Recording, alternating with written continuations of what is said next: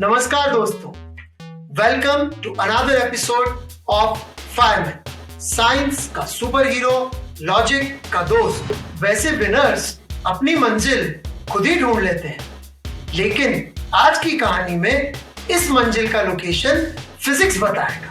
Tigers tank दुनिया का सबसे बड़ा स्टार्टअप रियलिटी शो था। इसमें बड़े बड़े बिजनेसमैन और इन्वेस्टर्स स्टार्टअप्स को फंड करते थे।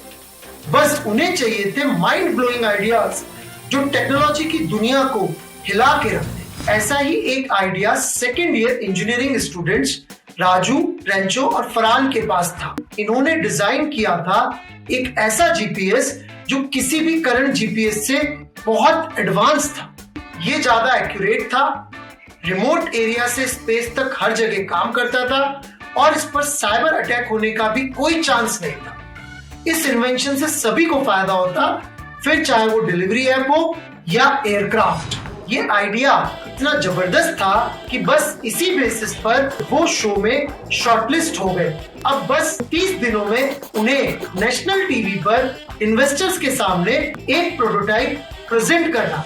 प्रोटोटाइप बनाने के लिए इन्होंने लेक्चर्स भी बंक किए। अब बस बच्चों को तो लेक्चर बंक करने का बहाना चाहिए। अब इंजीनियरिंग के बच्चे सबमिशन के मंथ में सोते ही कहाँ हैं। दिन रात मेहनत करके इन तीनों ने अपने जीपीएस डिवाइस का प्रोटोटाइप बना लिया, लेकिन जैसे ही उन्होंने अपना जीपीएस डिवाइस टेस्ट किया, उनके पैरों तले जमीन खिसक गई। उनका जीपीएस डिवाइस गलत लोकेशन बता रहा था, वो भी 11 किलोमीटर तक गलत। ये तो वही बात हुई, जाना था जापान और पहुंच गए चीन, वो भी वुहान। उन्होंने प्रोटोटाइप फिर से बनाया, कैलकुलेशन फिर से किए, कोड रिवाइज किए, लेकिन प्रॉब्लम सॉल्व ही नहीं हुआ। अब शो के शूट को सिर्फ 5 घंटे बचे थे। प्रोटोटाइप के साथ उनके दिमाग भी चलने बंद हो गए। जब प्रॉब्लम ही नहीं पता तो सॉल्यूशन कहां से मिलेगा? क्या अपनी मंजिल के इतने करीब पहुंचकर भी वो उसे लोकेट नहीं कर पाएंगे? क्या कोई है जो उन्हें पूरे देश के सामने शर्मिंदा होने से बचा सके? अगर साइंस में हो डाउट तो fireman will sort it out.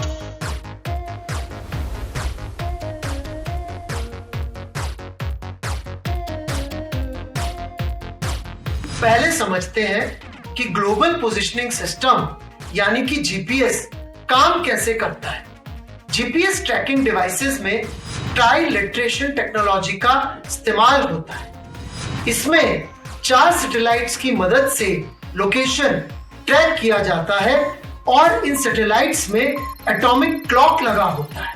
ये एटॉमिक क्लॉक टाइम को बहुत एक्यूरेटली और प्रिसाइसली नाप सकते हैं। अब जीपीएस में हमें टाइम को इतना प्रिसाइस और एक्यूरेट नापने की जरूरत क्या पड़ रही है? ये सैटेलाइट्स रेडियो सिग्नल्स भेजते हैं जो जीपीएस ट्रैकिंग डिवाइसेस डिटेक्ट करते हैं। सिग्नल भेजने का टाइम और रिसीव करने के टाइम में जो छोटा सा डिफरेंस होता है, उस छोटे से टाइम डिफरेंस को लाइट की स्पीड से मल्टीप्लाई करके सैटेलाइट से ट्रैकिंग डिवाइस का डिस्टेंस कैलकुलेट हो जाता है। और जब इसको 4 सैटेलाइट्स के लिए किया जाता है तो ट्राइलेटरेशन का यूज करते हुए location of that tracking device exactly पता लग जाती है। आइंस्टाइन की 1905 की स्पेशल थ्योरी ऑफ रिलेटिविटी के हिसाब से तेज स्पीड पे चलने से क्लॉक्स स्लो हो जाती हैं। इसे हम ट्विन पैराडॉक्स से भी समझ सकते हैं। यदि दो जुड़वा भाई हो, एक अर्थ पे ही रहे और दूसरा स्पेस ट्रेवल करके तेजी से जाकर वापस आए, तो दोनों की उम्र में फर्क आ जाएगा। अब इसी स्पेशल थ्योरी ऑफ रिलेटिविटी के हिसाब से जो सैटेलाइट्स 14,000 किलोमीटर पर आवर की स्पीड से चल रही है, वो हर दिन 7 माइक्रोसेकंड के रेट से स्लो हो जाती है। लेकिन आइंस्टाइन 1905 के बाद बेकार नहीं बैठे थे। उन्होंने 1915 में जनरल थ्योरी ऑफ रिलेटिविटी भी दिया था और उस थ्योरी के हिसाब से टाइम के ऊपर ग्रेविटी का भी असर होता है। ये सैटेलाइट अर्थ की सरफेस से 20,000 किलोमीटर ऊपर चलती है। उस ऊंचाई पर ग्रेविटी की वैल्यू अर्थ की सरफेस से 17 गुना कम होती है। इसलिए सैटेलाइट्स की एटॉमिक क्लॉक हर दिन 45 माइक्रोसेकंड फास्ट हो जाती है। इसका मतलब इन क्लॉक्स में 45-7 यानी कि 38 माइक्रोसेकंड का पर डे अंतर आ जाता है और इस अंतर की वजह से ये करीब 11.4 किलोमीटर एरर करती है लोकेशन दिखाने।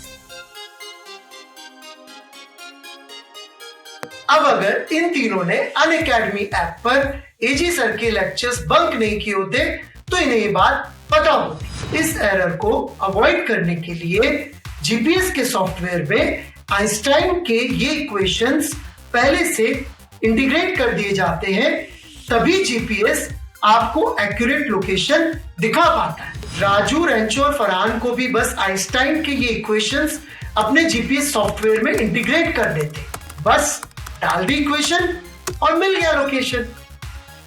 इस तरह फायरमैन की मदद से इन 3 होनहार इंजीनियर्स को फंडिंग और मंजिल दोनों मिल गई।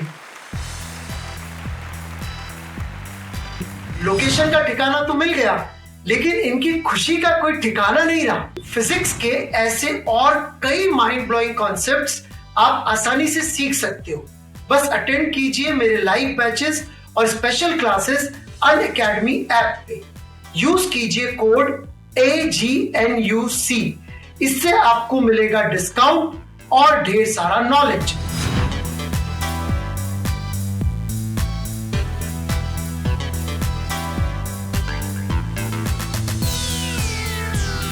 आज के एपिसोड में बस इतना ही। फिर मिलेंगे फायरमैन की एक नई कहानी के साथ। तब तक के लिए like, share and subscribe. Keep watching fireman.